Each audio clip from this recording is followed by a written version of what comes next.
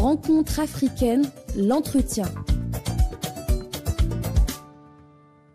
Auditeurs, auditrices d'Ifriqiya FM, bienvenue dans ce nouveau numéro de votre rendez-vous hebdomadaire de la rencontre africaine. Le génocide à Gaza suscite des réactions indignées en Afrique. L'Afrique du Sud a traîné l'entité sioniste devant la plus haute juridiction internationale. De son côté, l'Algérie a plaidé la cause palestinienne et dénoncé le génocide en cours à Gaza à l'occasion de sa présidence du Conseil de sécurité au mois de janvier dernier. Membre non permanent du Conseil de sécurité de l'ONU, l'Algérie continue de dénoncer les atrocités commises par l'entité sioniste qui tue et affame les Palestiniens. Au Sénégal aussi, la cause palestinienne suscite une adhésion totale, notamment auprès de la société civile qui ne cesse de dénoncer le génocide à Gaza. La coalition sénégalaise pour la cause palestinienne est une de ces organisations qui est active pour défendre la cause palestinienne. Et dans ce nouveau numéro de la rencontre africaine, nous recevons Saliou Bokoum, membre de la coalition sénégalaise pour la cause palestinienne.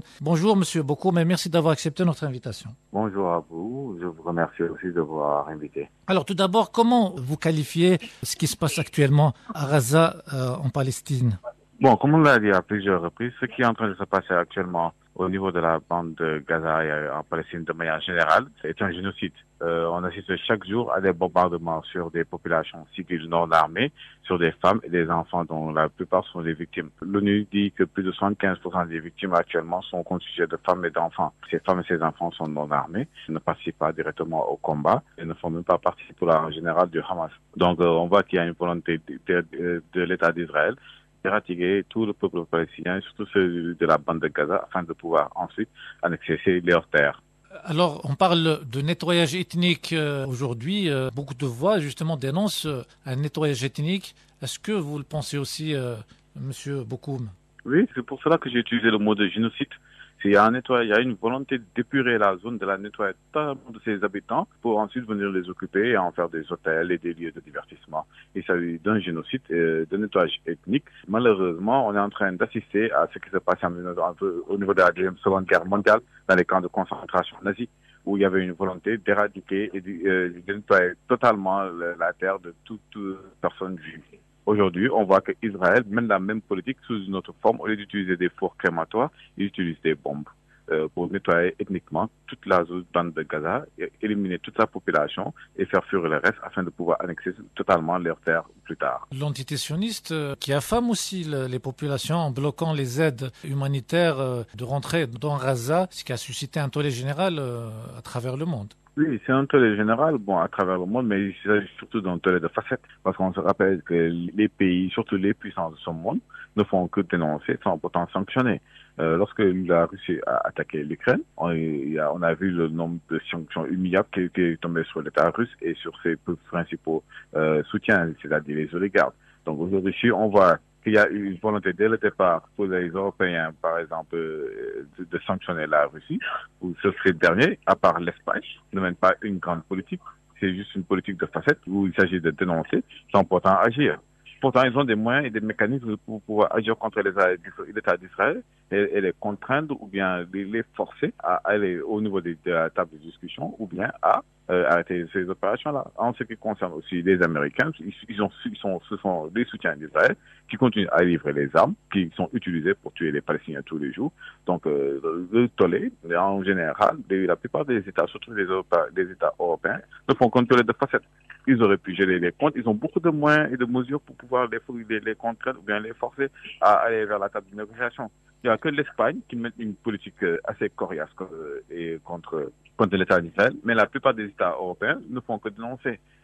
Quand il s'agissait de la Russie, ils ont automatiquement activé des sanctions, gelé des comptes, récupéré les biens, bloqué l'argent russe qui était dans le réseau financier. Ils les ont fait sortir du SWIFT, donc on voit qu'ils ont les moyens de pouvoir sanctionner durement un État s'ils ont la volonté de le faire.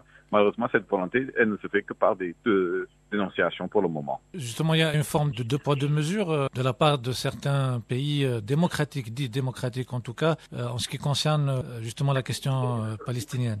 Oui, effectivement, il y a un deux poids, deux mesures en fait. Ces États qui se disent démocratiques n'ont pas rompu leurs relations avec Israël. Et au contraire, il y a beaucoup de coopérations, il y a de grandes coopérations qui sont faites par ces États-là et qui continuent toujours d'exister sur le plan international devant les médias ils dénoncent, mais en dessous, c'est au niveau des salons feutrés et tout ça, il y a des discussions, il y a la coopération continue. Donc c'est deux poids, deux mesures.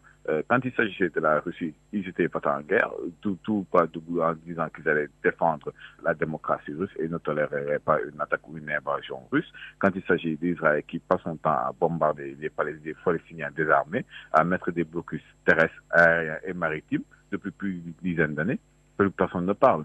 Donc il y a deux poids, deux mesures dans ce monde-là par rapport à des intérêts qui sont importants pour certains. En tout cas, en Afrique, s'il y a une question qui suscite, on va dire, une adhésion presque quasi totale, c'est la question palestinienne.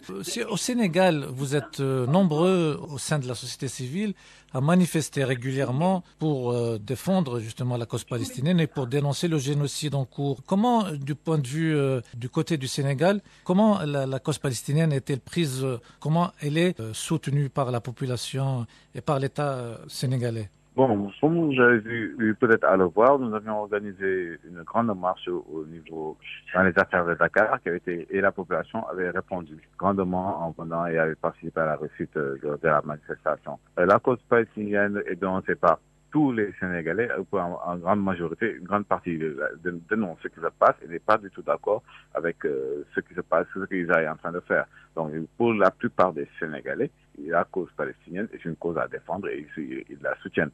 Donc, c'est la raison pour laquelle vous voyez qu'à chaque fois qu'il y a des actions et tout ça, les populations répondent favorablement à cela. Donc, bon, l'État aussi, il nous avait apporté son soutien et il y a eu des représentants de l'Assemblée nationale qui étaient venus au niveau de notre dernière marche qu'on avait eu à faire. Donc, malheureusement, nous avons eu à dénoncer la présentation de la lettre de créance qui avait été reçue par le président de la République. Donc, on pense que c'était pas le moment approprié pour que lui, en sa personne, puisse le recevoir. Il avait d'autres voies et d'autres moyens pour pouvoir le faire. Mais en général, l'État du Sénégal, que ce soit l'État du Sénégal, qui, on le rappelle encore, le défenseur de la cause palestinienne depuis 1975, ou bien la population adhère à ce combat. Des voix se sont élevées pour justement appeler le gouvernement et les autorités à prendre des actions plus fortes, notamment l'expulsion de l'ambassadeur donc de l'entité sioniste à Dakar. Quel est votre point de vue là-dessus, Monsieur Bokoum? Oui, au sein de la coalition, nous sommes les premiers à demander son expulsion, mais aussi le changement de lieu de l'ambassade d'Israël. Car il faut savoir que l'ambassade d'Israël se trouve au niveau de la place de l'Indépendance. Nous trouvons que c'est aberrant que cette ambassade puisse se trouver au niveau de cet endroit qui nous rappelle que les combats pour la démocratie et notre pour l'accès à notre émergence ont eu lieu aussi en partie au niveau de cette place. C'est aberrant qu'un État qui ne respecte aucun droit, qui ne respecte aucune volonté d'existence d'un peuple, puisse se trouver au niveau de cette place. Donc nous demandons que l'ambassadeur soit expulsé du Sénégal et qu'il soit déclaré persona non grata. Au sein de la coalition, nous le considérons déjà comme une persona non grata. Donc malheureusement, nous n'avons pas les mécanismes ni les moyens pour pouvoir faire passer cet acte-là afin qu'il soit expulsé. Donc nous ne pouvons que dénoncer pour le moment et rappeler à chaque fois que nous voulons et nous demandons qu'il soit expulsé. Alors la jeunesse, notamment les étudiants, ne sont pas restés indifférents au drame des Palestiniens. Récemment, les étudiants de l'université Cheikh Anta Diop ont chassé carrément, littéralement, l'ambassadeur de l'entité sioniste qui devait animer une conférence. Ça dit aussi, en quelque sorte, de l'adhésion de la jeunesse, de l'élite sénégalaise en faveur de la Palestine et de manière générale en faveur des causes justes. Oui, effectivement. En fait, concernant les étudiants, c'est déjà, ils sont à féliciter parce que cela montre qu'on a une jeunesse qui est consciente et qui est aux aguets par rapport au combat de l'actualité. Il serait aussi aberrant que l'ambassadeur puisse faire une conférence au niveau de l'université tout en sachant que ce n'est pas un exemple. En général, les universités, ce sont des exemples des personnes qui ont un projet ou qui ont une vision ou qui sont un exemple pour la jeunesse qui doivent y avoir accès. L'ambassadeur d'Israël n'est pas un exemple, il ne doit pas venir donner des conseils ou bien des orientations par rapport à une thématique bien déterminée, plus de ce que son État est en train de faire au niveau dans la bande de Gaza. Je ne pense pas qu'actuellement les Européens accepteraient que l'ambassadeur de la Russie aille dans une université française pour faire là-bas une conférence. Ce serait un tollé national. Donc, même si là, certains diront que la situation n'est pas la même.